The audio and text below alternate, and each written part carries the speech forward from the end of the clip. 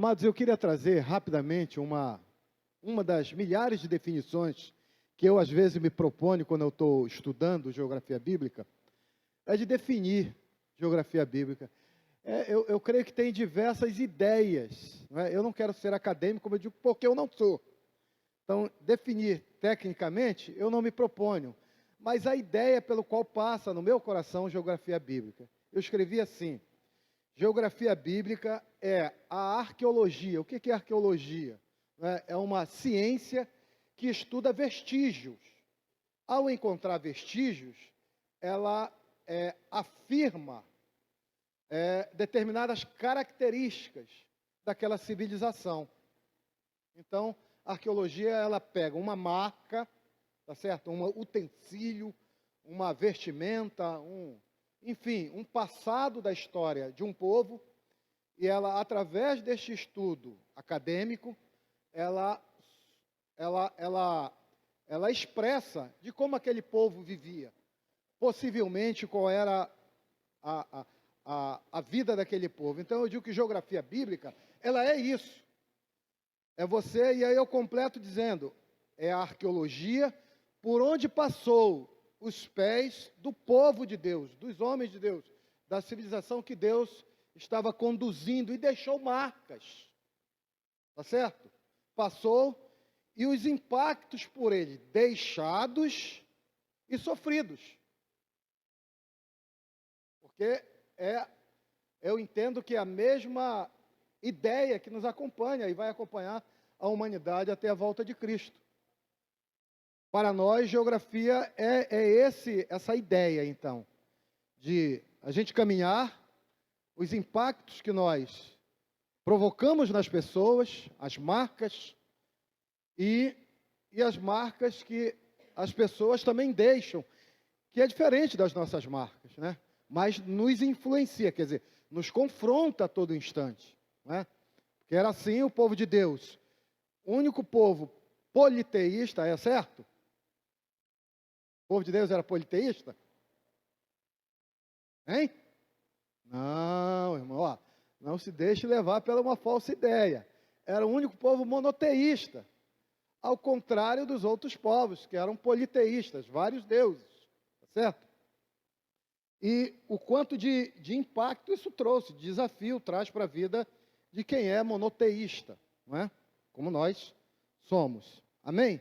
Então eu definiria assim, desta maneira, a geografia bíblica, entre tantas maneiras que poderíamos ter de enxergar a importância de geografia bíblica, que não é, mais uma vez, só um estudo técnico de lugares, de demarcações de territórios, enfim, aspectos econômicos, ainda que isso tudo tenha impacto na vida das pessoas.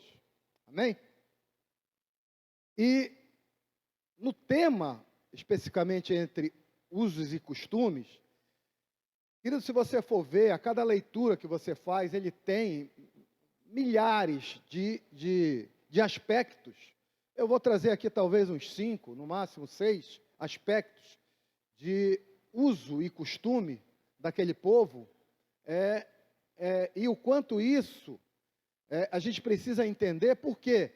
Porque eu preciso me colocar no tempo em que aquele texto foi escrito, e aquele texto que foi escrito naquele tempo é carregado disso, de aspectos culturais, de aspectos de como era o costume de viver, não é? Depois você tem a obrigação de estudar aspectos desses usos e costumes. Eu vou apenas dar uma pincelada em meio a milhares de pinceladas que você precisa dar. Um quadro, ele começa a ser pintado a partir da primeira. Agora, quantas pinceladas levou aquele quadro? Meu irmão, depende da obra que você queira fazer. Amém? E aí depende de você. A minha apenas é incentivar você a buscar, você a procurar se desafiar. Eu não vou indicar, eu tenho algum manual pelo qual eu me guiei, não é? Mas eu não tenho, mais uma vez, uma formação acadêmica para dizer, olha, eu vou te indicar isso. Não, irmãos. Estude, se interesse, se aproxime desse tema, usos e costumes. Se for para a internet, tem diversos, milhares de livros que falam sobre isso. E aí é o teu desafio. Tá certo?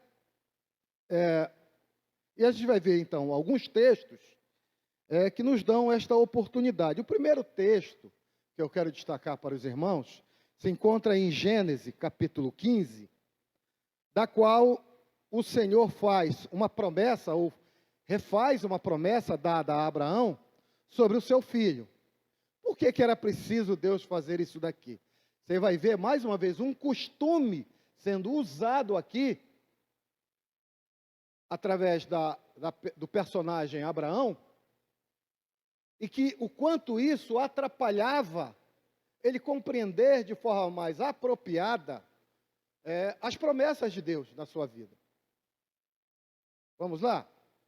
Vamos ler rapidamente. Diz assim: depois destas coisas, de que coisa? Depois de Abraão ter se mostrado, por exemplo, misericordioso ao socorrer Ló e a ir lá libertar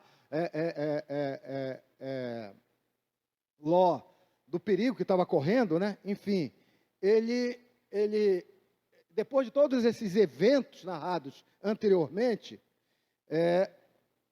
a palavra do Senhor, veio a palavra do Senhor a Abraão em visão. Foi uma experiência mística aqui, que Abraão teve, não é? E que nós, pela expressão visão, muitos podem entender literalmente, enfim, mas ela não afirma isso, era uma visão. Eu poderia dizer, de forma bem frouxa, um sentimento veio ao coração de Abraão, e ele entendeu como uma palavra que Deus estava falando com ele, não é? Dizendo: não temas, Abraão, eu sou o teu escudo, o teu grandíssimo galardão. Mais uma vez, a vida aqui de Abraão já tinha decorrido o tempo, a promessa não chegava. E ele, angustiado, já tinha tomado algumas atitudes de usos e costumes dos seus tempos. Qual foi essa atitude? Depois o texto vai nos dizer aqui.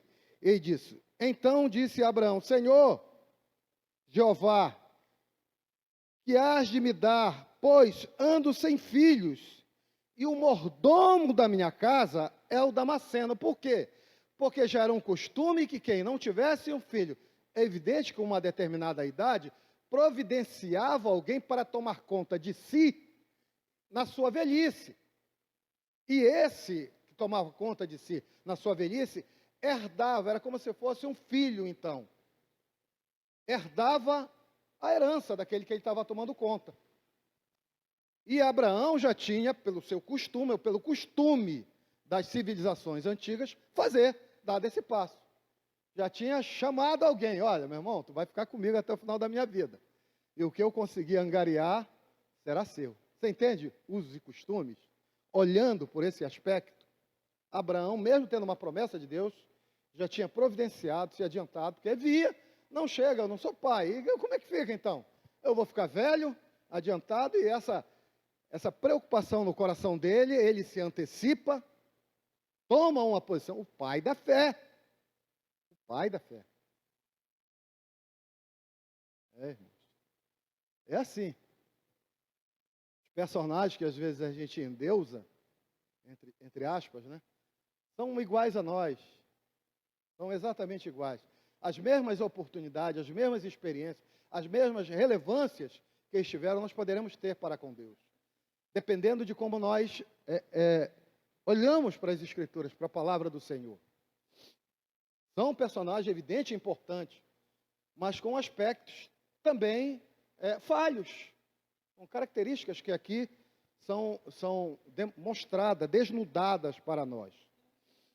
Eis que não me tem dado semente, e eis que um nascido na minha casa será o meu herdeiro. Quer dizer, nascido não da sua semente, nascido por ele ter adotado. E eis que veio a palavra do Senhor a ele dizendo: este não será o teu herdeiro. Abraão, tu não compreendeu o que eu falei contigo, Abraão. Tu ainda não alcançou. Eu te dei uma palavra, uma promessa, Eu não sou homem para não cumprir. Aleluia. Eu vou cumprir aquilo que eu te prometi. Esse não será o teu herdeiro. Então o levou para fora e disse: olha, quando Deus diz isso aqui, querido, é isso. Há de haver da nossa parte um profundo estudo, que o texto é riquíssimo. Todo o texto, às vezes a gente se expressa: eu amo aquele texto. Meu irmão, você tem que amar toda a Bíblia. Eu gosto muito daquele texto.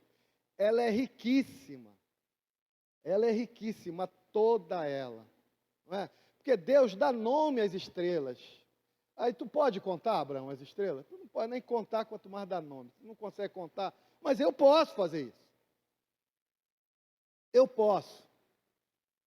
E aí ele usa essa ideia apenas para dizer o quanto a descendência de Abraão será inumerosa, né? Levou para fora e disse: agora, pois, olha para os céus e as estrelas, se as pode contar. Tu pode fazer isso, Abraão? Tu não pode, mas eu posso. Eu posso fazer isso. Para reforçar, já mais uma vez, a fraqueza de com quem Abraão estava lidando. Né? O coração de Abraão, nosso coração, é fraco.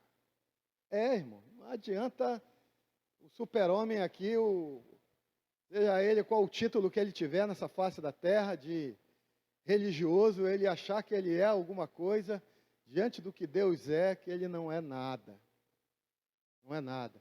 E você é igual a qualquer um desses. Né? Que às vezes as pessoas esperam da mão do homem aquilo que só Deus realmente pode dar, e acreditam até a mão do homem aquilo que é Deus que está dando. As pessoas têm muitos que correm para alguém: fulano vai fazer a oração, é o Jorginho que vai fazer a oração, vou para debaixo do Jorginho. Louvado seja o nome do Senhor pela vida do meu irmão, mas ele não pode dar nada para nós, ninguém pode dar nada.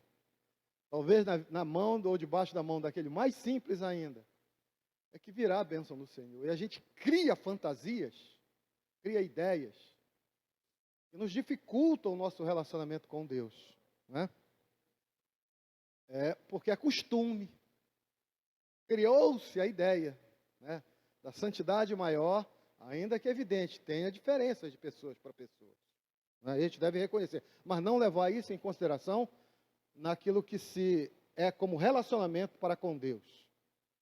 A ferro e fogo. Então levou para fora e disse: olha as estrelas do céu, se as pode contar. E disse: assim será a tua semente. E aí Abraão, mais uma vez, dentro do seu coração, reanimado por uma palavra, e quando a gente ouve uma palavra de Deus, parece que entra como um fogo, né, no nosso coração, nos queima, nos faz, ser, como eu digo, uma nova criatura, num novo ânimo, não é? Uma nova coisa acontece no nosso coração, e aquilo ali aqueceu o coração de Abraão, e creu ele no Senhor. Isso foi-lhe imputado como justiça. Por quê? Porque ele reconhece, eu creio nesse crer, exatamente isso, o quanto ele estava duvidando. O quanto ele então deixou de lado nesse momento a sua dúvida e passou, mais uma vez, a deixar que aquela palavra começasse a fazer sentido à sua vida e à sua caminhada, pelo menos nesse momento. É assim, de fé em fé, de glória em glória, irmãos, que a gente caminhamos.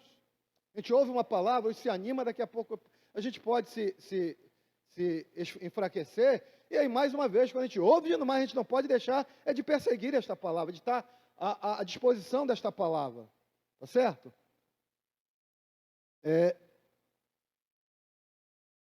Disse-lhe mais, versículo 7, eu sou o Senhor, que te tirei do Ur dos caldeus, para dar a ti esta terra para herdares. E aí Abraão, a gente vai ver essa ideia apenas que Abraão tinha que fazer para herdar aquela terra, era mudar a sua maneira de pensar e de encarar e de enxergar o Deus que ele estava se relacionando. Abraão tinha que mudar. A gente vê Paulo usando esta ideia, por exemplo, a gente sempre usa, e é costume nosso usar um texto lá de Romanos, capítulo 12, renovai o vosso entendimento, para que experimenteis qual seja a boa, perfeita e agradável vontade de Deus. Né? Então, Abraão tinha que mudar, porque ele tirou ele de Ur dos caldeus, diante de tudo aquilo que era a vida de Abraão, diante de diversos costumes que Abraão carregava. É diferente de nós, não é, querido? Não é. Às vezes a gente fica, por exemplo, se der tempo, a gente vai falar sobre um assunto que era o véu, né, das mulheres lá em 1 Coríntios. E aí tem determinadas preocupações da liderança, que o problema não está em você usar ou não usar determinadas coisas. Tá? O quanto aquilo ali simboliza de costume e você se deixar levar por isso, o perigo disso. É um perigo. E apenas o que aquilo ali era um costume que representava um estilo de vida. Então Abraão foi tirado de Ur dos Caldeus para viver uma vida com Deus, dentro do costume de Deus. Tá certo? Compreendendo que ao ele ser chamado para tirar ele de lá, dentro desses aspectos culturais, o quanto aquele aspecto cultural, o aspecto, não a coisa em si, afrontava a Deus. É essa, Abraão, tu providencia coisas para a tua vida que eu não te pedi para você fazer isso. O que ele fez era errado diante da cultura, a preocupação dele não era justificável, era. Mas não se adaptava àquilo que Deus tinha orientado a ele. E o quanto isso aí mostrava um determinado esfacelamento ou enfraquecimento, empobrecimento da fé de Abraão.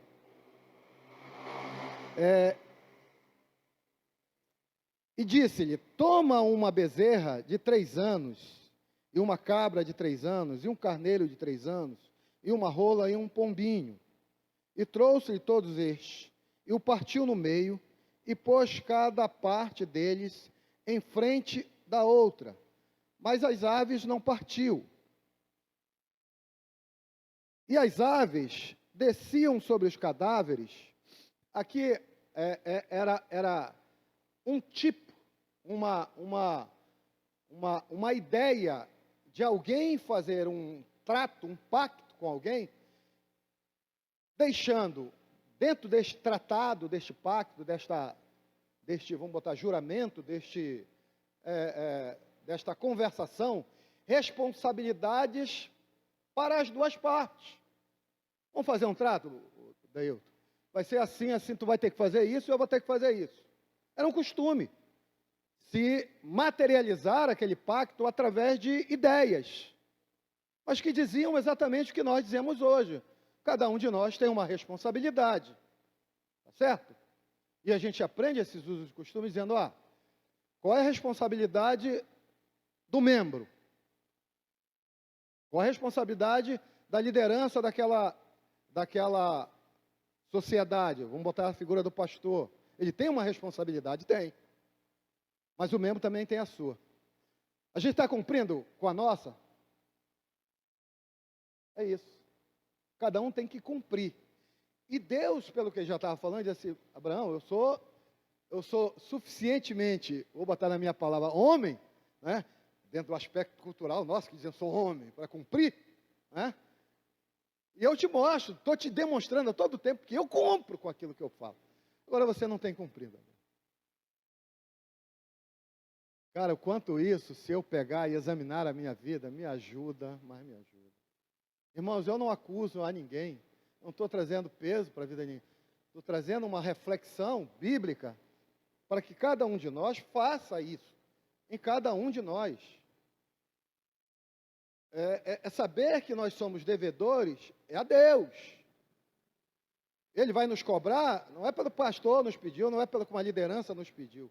Ele vai nos cobrar pela nossa consciência que temos de um pacto feito com Ele. Pacto de sangue. O quanto pecado levou esse pacto de sangue. E Ele cumpriu. Então, a ideia que eu entendo de ensinar é muito mais uma vez, do que técnico. É trazer aquela ideia para o dia de hoje e confrontar-nos. E aí é que eu vejo uma igreja nascer sadia. Tá certo? Uma igreja ser purificada. Uma igreja ser, então, realmente fortalecida no Senhor. É tão lindo os costumes, se você, meu Deus do céu, quanto ele abre a nossa mente. Ele abre o nosso coração. Ele nos desnuda. E ver o quanto nós, na força da expressão, somos muito mesquinhos. E trouxe-lhe este e partiu, né? E as aves desciam sobre os holocaustos, Abraão, porém, as enxotava. Quanto tempo Abraão poderia fazer isso aqui? Um holocausto, um animal morto, atrai aves para comer aquilo ali que está se deteriorando. Abraão, durante um tempo, conseguiu fazer isso aí. O texto vai mostrar isso para nós. Diz assim: e pondo o sol, um profundo sono, um cansaço, meu irmão, veio a Abraão. Caiu sobre Abraão, e eis que um grande espanto e grandíssima escuridão, quer dizer, uma coisa assim, sobrenatural, aconteceu quando o Abraão está cansado de fazer isso aí. Ele iria aguentar, ele podia aguentar um dia, podia aguentar não sei quanto tempo, mas não ia aguentar o que Deus aguenta, de eternidade a eternidade. Não ia fazer o que Deus faz, né? Os nossos esforços é isso, eles são limitados, irmãos. A nossa confiança realmente está em que Deus pode fazer por nós. Às vezes as pessoas se esforçam tanto para apresentar alguma coisa que não vão conseguir manter por muito tempo. É melhor deixar que Deus faça. Não é pela força, não é pela violência, é pelo Espírito. Ainda que aquele esforço seja significativo, ou seja, tenha alguma importância, não é? Não estou dizendo que a gente não tenha que se esforçar, não é isso. Eu estou dizendo que o esforço do homem mesmo, ele é findável, ele termina, a gente não tem força em si, não é? E Abraão aqui, quando veio, nesse momento, acontece um outro fato sobrenatural, e Abraão é despertado para este fato sobrenatural, né? E pondo o sol, um profundo sono caiu sobre Abraão, e eis que um grande espanto e grande escuridão caíram sobre ele. Então disse a Abraão, esse espanto, esse fato sobrenatural, saiu uma voz desse espanto sobrenatural aí, desse fato sobrenatural, e diz assim: então disse a Abraão, saiba de certo, que peregrina será a tua semente na terra que não é sua, e servi-la-á e afligirão 400 anos. E aí dá-se uma revelação a Abraão: olha, tudo que eu estou te prometendo, Abraão, será concretizado, mas não será sem luta, não será sem algum sofrimento. Mas eu estou te adiantando e eu estou por trás dessa história, estou no controle dessa história, né? Prevenindo a Abraão, 400 anos Abraão não ia durar, então não tinha nem a ideia de Deus querer dizer: Abraão, tu vai ver isso tudo. Não. A minha promessa a ti, ela será executada, mas não de repente como você está pensando, você está imaginando, mas será. E não seguir, mais uma vez, pelos costumes da terra, e pelo aquilo que eu estou te dizendo, pelo aquilo que eu estou afirmando que será feito. Mas também eu julgarei a gente, a qual servirão, e depois sairão com grande fazenda. Em diversos momentos da história, nós vemos essa repetição historicamente, sendo aqui, a gente liga logo automaticamente ao Egito, quando eles saem de lá, depois desse período, não é? Que a promessa é dada a Abraão, não o período que eles ficaram, 400 anos, não é isso, mas a promessa é dada a Abraão, depois a história continua, daqui a 400 anos, servirão, então, afligirão por 400 anos. Mas também eu julgarei a gente, a qual servirão, e depois sairão com grandes fazendas. E tu irás a teus pais em paz. Tu morrerás, serás sepultado, não é? Em boa velhice serás sepultado. E a quarta geração tornará para cá. Então ele dá toda uma geração que depois, aí sim, iria retornar, que a gente já está no êxodo ali, dentro dessa promessa. 400 anos para esta quarta geração. Porque a medida da injustiça dos amoreus ainda não está cheia. Deus então faz esse pacto com Abraão. Como era, mais uma vez, um costume se fazer um pacto, um desafio, com quem se estava tratando alguma coisa. Amém? Então era um costume fazer isso aqui, e Deus faz como para que o homem pudesse compreender, nós pudéssemos compreender. É tão somente isso. Um costume sendo salientado nas Escrituras, que Deus está fazendo com Abraão. Amém? Um outro costume, que aí eu vou intercalar, tem um fato muito lido, eu vou botar assim, não pregado, mas lido, é sobre as sandálias que Deus fala a Moisés no Êxodo. Vamos lá, Êxodo capítulo 3.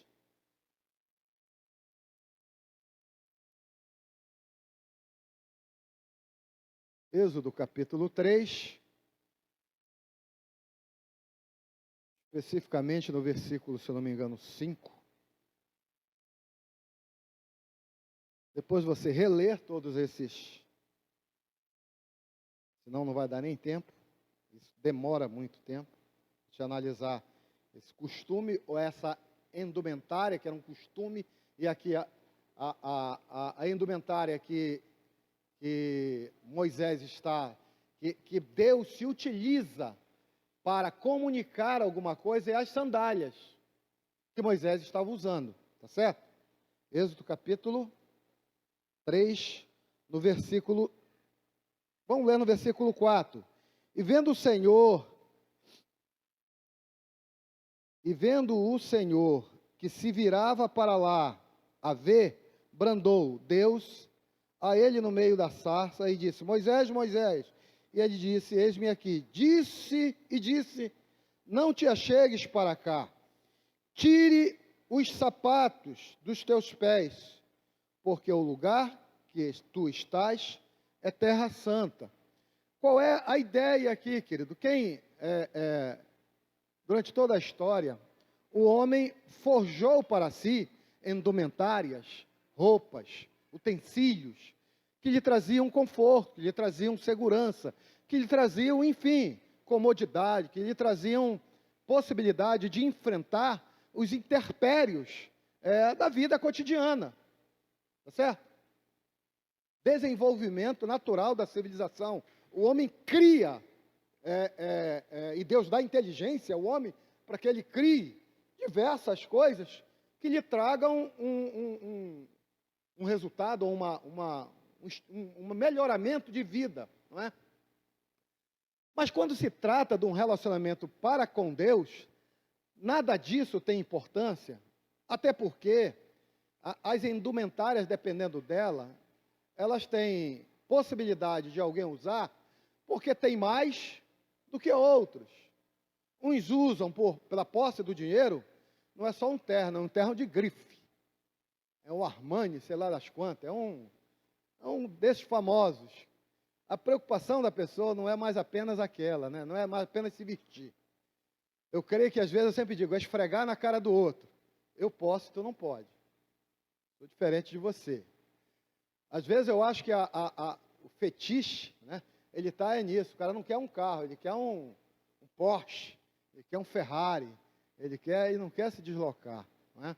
Então o homem cria coisas dentro de diversos aspectos que a gente precisa pensar. Estou dizendo que o texto está falando isso, mas estou dizendo que aquilo que o homem cria para trazer conforto, com Deus, isso não vale. Até porque a simplicidade das coisas era um sentimento de pobreza, não é?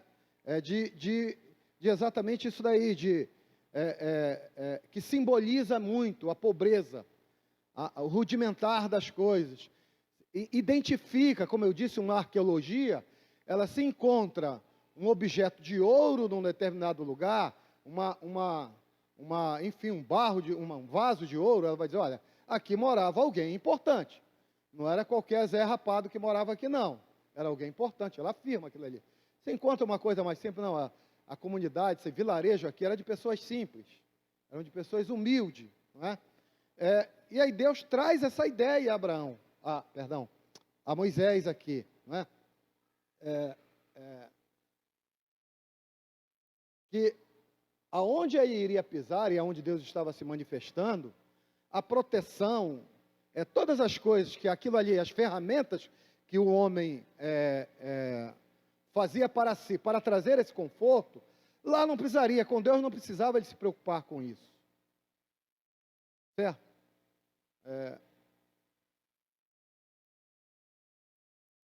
A ideia que está por detrás, mais uma vez, é essa.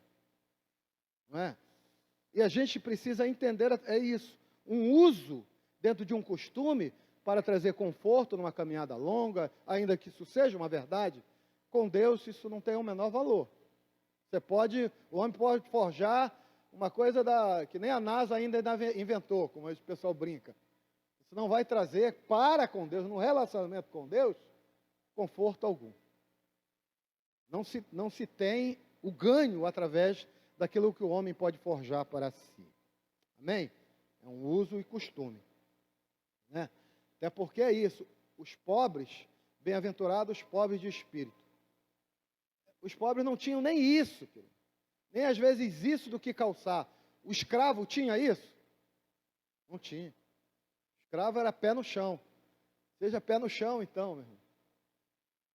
Mas para com Deus ele estava super protegido. Super protegido. E na época da escravidão era isso. Na época não, sempre teve, né? A escravidão são disfarçadas de diversos aspectos. Mas até hoje perdura as escravidões disfarçadas economicamente, uma infinidade de coisas. Nós não somos políticos para tratar desse assunto.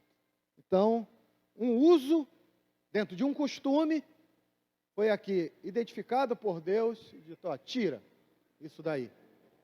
Amém? E aí nós temos que compreender apenas à luz disso. Aprender que determinados usos que nós fazemos, de determinados costumes, e porque não é simplesmente porque é costume, e eu digo, porque se faz, tem uma frase que diz assim, não é porque uma coisa é feita há muito tempo, que ela está certa, ela pode ser uma antiga tradição apenas. Não tem mais valor nenhum. Mas eu sempre foi assim, a igreja sempre fez isso. Daí, se num dia eu me convencer pelas escrituras, que aquilo que estava sendo feito há 10 mil anos, 2 mil anos, 30 anos, não está certo? Larga, meu irmão, aquilo ali, não esteja apegado àquilo ali. Mas a gente se apega. Mas fulano de tal me ensinou assim. E daí? Fulano de tal erra, como eu erro, como qualquer um de nós erramos. A ideia do nosso coração é essa, estarmos apegados àquilo que é de Deus. Se convencemos que é de Deus. Por isso, no dia de hoje, né, tem milhares de interpretações teológicas para tudo. Irmão, para tudo. Tudo é ponto de discussão. Cabe a cada um de nós, é exatamente isso aí, dentro de uma consciência limpa, pura para com Deus, fazermos os exames do nosso relacionamento com Deus. E não encontrarmos, teoricamente, segurança numa posição teológica. Ainda que seja importante, ainda que eu possa considerar, ainda que eu possa me aproximar. Não tem problema nenhum. Então, o outro aspecto cultural, de usos e costumes. Vamos para um texto, e eu quero trazer, isso no dia de hoje é muito fácil de identificarmos, por exemplo, Salmo 51.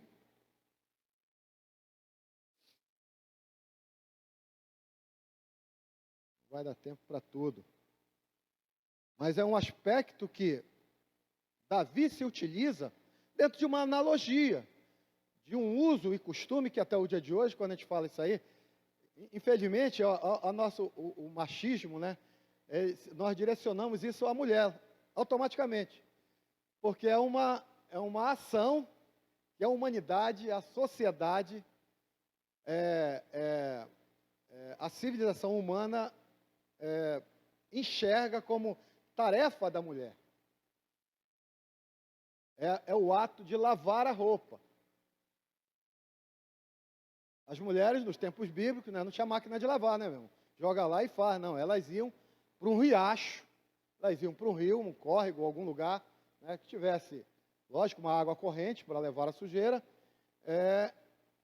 E felizes eram essas que moravam perto desse lugar, não é? Porque podiam usar isso aí, não é? e lavar numa pedra, esfregar numa pedra e tal, e tal, e tal. Então, Davi, ele olha para esse viver, para esse costume, e aí ele diz aqui no 51:2, ele diz assim: lava-me completamente de minha iniquidade e purifica-me do meu pecado. O ato de lavar, o costume de lavar alguma coisa, de lavar alguma indumentária, alguma coisa, leva Davi a perceber que Deus, ele pede, ele clama ao Senhor para que faça na sua vida o pecado que ele havia cometido da mesma maneira. Faz a mesma coisa comigo, Senhor. Da mesma forma que, eu poderia dizer, da mesma forma que a minha mãe, que a minha irmã, lava, deixa aquela coisa assim, na marca, a roupa. Faz isso comigo, pelo amor de Deus. Porque enquanto tiver um lodo, uma mancha, eu não me sinto bem. Meu Deus, que coisa linda. É a gente pensar nisso aí e olhar para nós e dizer, Senhor, faça comigo a mesma coisa. Mas com toda a verdade, sinceridade, honestidade e pureza, que Davi aqui estava clamando, não é uma oração de um religioso, querido. Não é uma oração de faz de conta.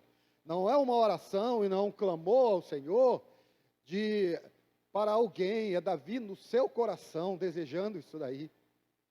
Ansiando por isso aí de verdade. De verdade. Meu Deus. Havia costumes, e a gente vai ver mais uma vez nas Escrituras, vivido pelos homens apenas para apresentar a outro aquele costume como símbolo, que era um símbolo de santidade. Apenas como, me perdoe, vou desligar aqui. Apenas como, é isso, um aspecto de analogia à santidade, né? As roupas, linho fino, branco, simbolizavam apenas santidade. E tinha determinados religiosos que colocavam aquilo ali e desfilavam. Eu sou. Mas as ações diziam o contrário. De que adianta isso? De que adianta dizermos que amamos ao Senhor se as nossas práticas não acompanham essa declaração? Está se enganando a si mesmo. Isso é a verdade bíblica, nua e crua. Doa a quem doer, ou goste quem goste, e acha que isso é falta de amor, não, mas é a verdade. O meu irmão não consegue nem ouvir, que eu deixei ainda um pouco para ele ouvir. Eu não posso desligar, meu Deus. Então, essa é a verdade, querido. Não adianta o homem tentar se esconder através de alguma coisa. Se na prática, seu coração não produzir, não reproduzir o seu relacionamento com Deus. Não é? São vestimentas, se a gente chegar, talvez cheguemos a algum lugar aqui, dentro de alguns aspectos apenas que eu destaquei, querido. Mais uma vez, isso aqui, a Bíblia está carregada disso aqui, está recheada de diversos aspectos culturais que nós precisamos compreender e o que esse aspecto queria dizer para cada um de nós. Quem vivia isso aqui compreendia de imediato. Tem aspectos que são mais próximos de nós compreendemos. Tem aspectos que são mais difíceis. O tratado lá de Abraão, o pacto de Abraão com Deus é mais difícil. Nós não fazemos mais isso hoje. A gente vai num cartório, ainda assim o homem não cumpre, comprometeu lá no cartório. Mas Deus cumpre. Deus cumpre. Então, Davi se utiliza dessa ideia, né, para trazer a ideia do quanto ele desejava que Deus o purificasse, o limpasse do seu pecado, daquilo que ele sentia de dor no seu coração. Vamos para um aspecto no Novo Testamento, também é muito significativo. Por exemplo, 1 Pedro, vou dar um salto aqui, né, nas Escrituras. 1 Pedro, capítulo 1.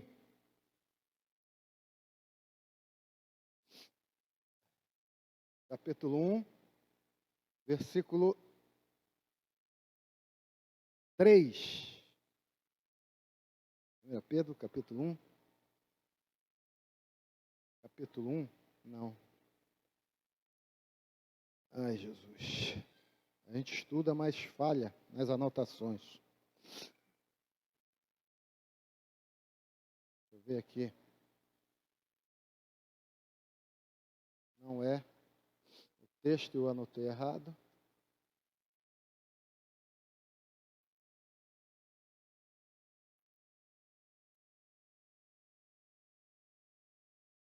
Se alguém puder me ajudar, talvez o Jorginho, que é o computador na Bíblia, é o texto em que 1 Pedro, cingindo vossos lombos, ou é Colossenses? Não. Hein?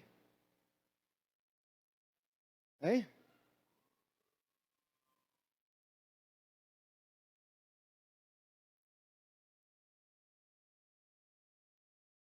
Enfim, mas a ideia é de cingir os lombos. O que quer dizer cingir os lombos? Era um costume, era um uso, uma prática que se cingia os lombos. Aí a gente pergunta, o que quer dizer então? Também tem diversos lugares, né? Cingir os lombos. Mas era dentro de um estudo que eu tinha, e é isso. A mente pensa uma coisa, escreve uma coisa, depois você não lembra mais do texto. De cingir os lombos. O importante é você gravar isso. Não é?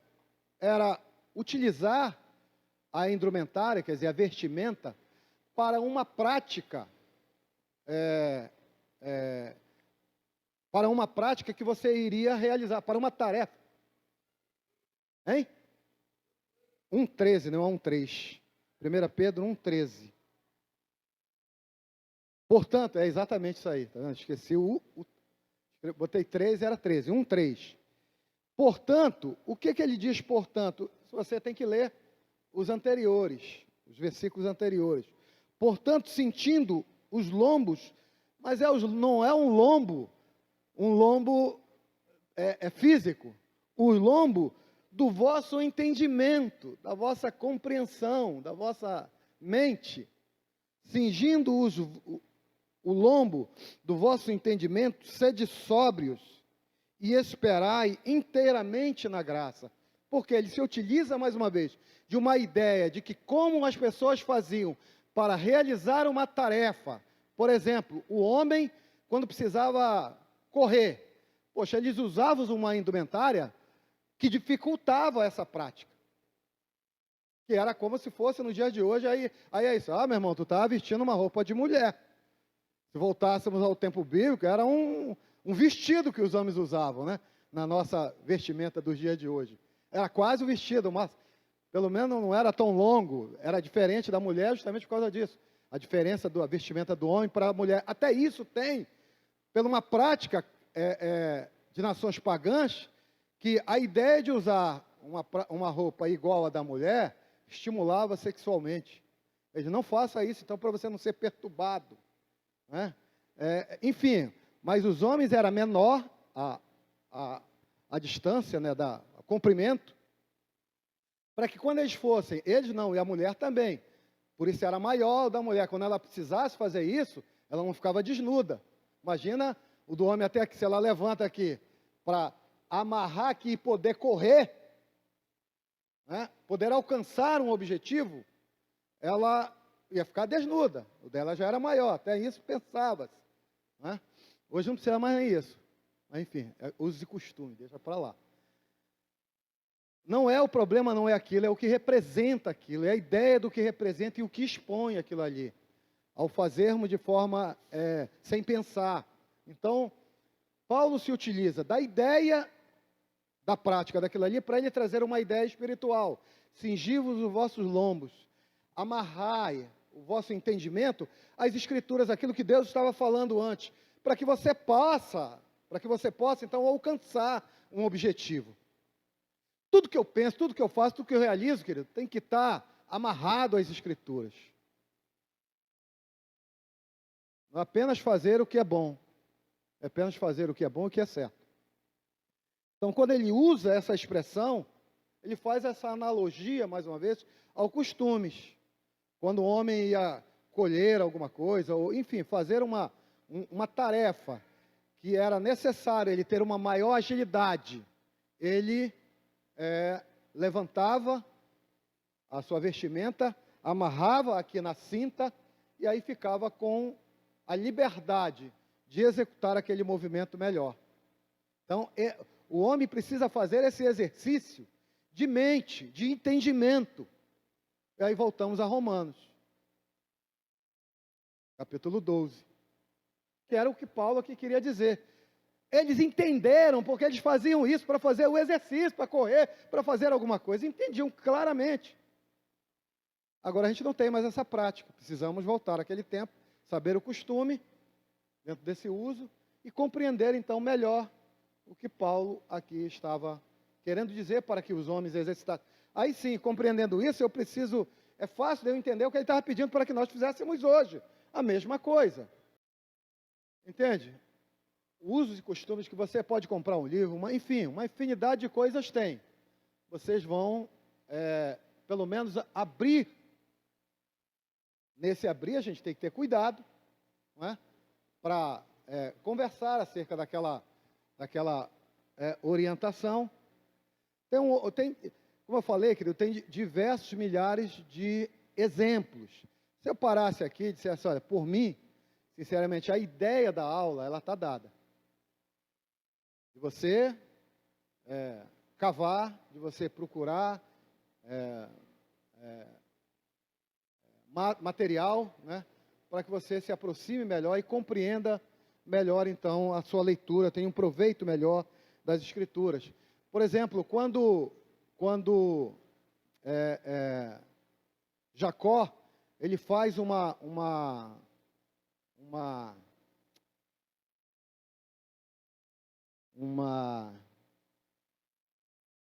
capa, né?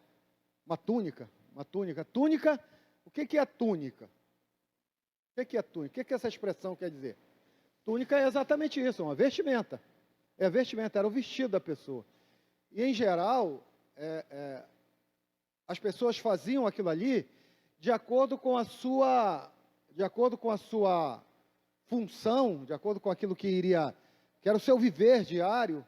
Só que Jacó faz uma coisa completamente fora desse propósito natural, vamos botar assim, para José. Dentro da ideia de que José haveria de ser, ou de executar funções completamente diferentes daquilo que era um termo natural. Não é? O homem, ele não usava mangas, era uma roupa até aqui. Então, ele confecciona alguma coisa. Por quê? Porque o homem precisava fazer tarefas que aquilo ali empatava. Agora, você vê, quem é que, até o dia de hoje, por exemplo, uma figura que se usa muito isso aí, né, ele não precisa fazer exercício nenhum. O Papa, ele usa aquelas, não sei como é que chama, umas coisas que cobrem os seus braços, né? Ele vai carregar alguma coisa com aquilo? Não. Agora, o homem para carregar, para lidar no campo, para lidar com gado, para não ser mais uma infinidade de coisa, era uma coisa simples. O homem simples usava uma coisa simples. E ele manda fazer uma coisa extraordinária para José, já, aí sim, dentro desse sentido, profetizando, ainda que sem saber o que estava fazendo, mas faz uma coisa significando aquilo que José haveria de ser, significando aquilo que José haveria de, a posição que José haveria de, então, futuramente, experimentar na sua vida. E dentro disso, mais um aspecto, né? Mais um aspecto. Por exemplo,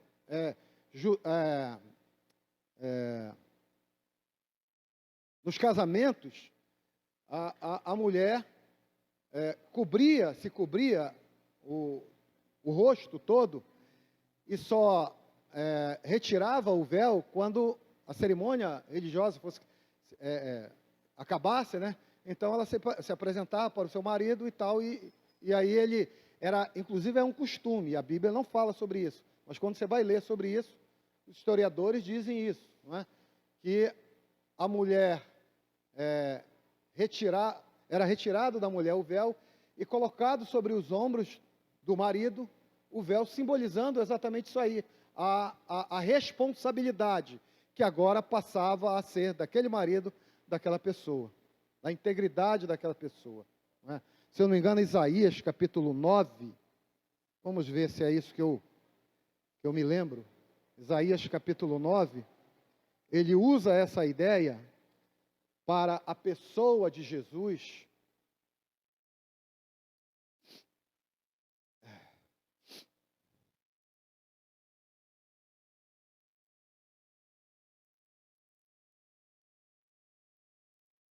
Versículo 9,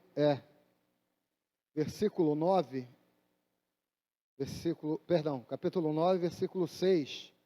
Porque um menino vos nasceu, um filho se nos deu, e o principado, a responsabilidade, estará sobre os seus ombros. E o seu nome será maravilhoso. Entende? Mais uma vez, eu não sei se você entende o Senhor como o esposo, a sua igreja como a noiva. É a figura do esposo e a noiva aqui. Ou do noivo e a noiva. O casamento, essa responsabilidade está sobre os ombros do Senhor.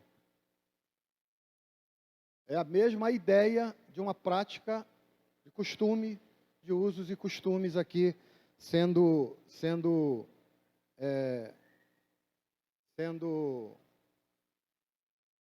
trazida a cada um de nós. A ideia passada para os irmãos, o incentivo para que os irmãos adquiram então material para que possa estudar usos e costumes. E a gente vai ver, e aí assim, na próxima aula a gente vai adentrar no Novo Testamento, em alguns fatos do Novo Testamento, e aí essa ideia desenvolvida, a gente pode compreender melhor algumas falas dos personagens. Quando eu digo personagem, sem ligar o personagem desmérito algum ou mérito algum, dentro do sentido. Às vezes, na fala de Jesus, eu estou chamando de um personagem. Um grande dia de, mas isso aí não é um personagem não, meu irmão, é o meu Senhor, não pode dizer que é um personagem. Mas dentro da leitura apenas, irmãos. Amém? Algumas expressões já carregadas dessas ideias, do que ele estava querendo dizer.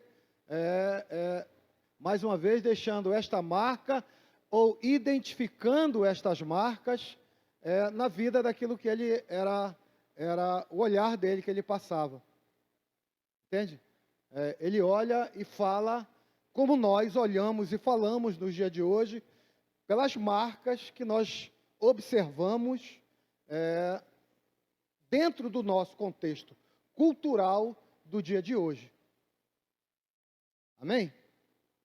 Vamos orar então, agradecendo ao Senhor. Pai, te louvamos o teu nome, bendizemos a ti na beleza da tua santidade, Deus. Ó Deus, um miserável, pobre, necessitado, meu Senhor, que abre os seus lábios, consciente do quanto eu tenho de necessidade, meu Senhor, para aprender, para continuar, ó Deus, te conhecendo, para aprimorar, então, o meu relacionamento para contigo, para que eu faça escolhas segundo a tua palavra, para que eu opte, meu Senhor, a todo instante entre dezenas, meu Senhor, de opções que me são oferecidas, pelaquilo que realmente deve guiar, então, a minha decisão, meu Pai. Obrigado por esta manhã, obrigado por cada vida que aqui está. Eu oro e te agradeço em nome de Jesus. Amém.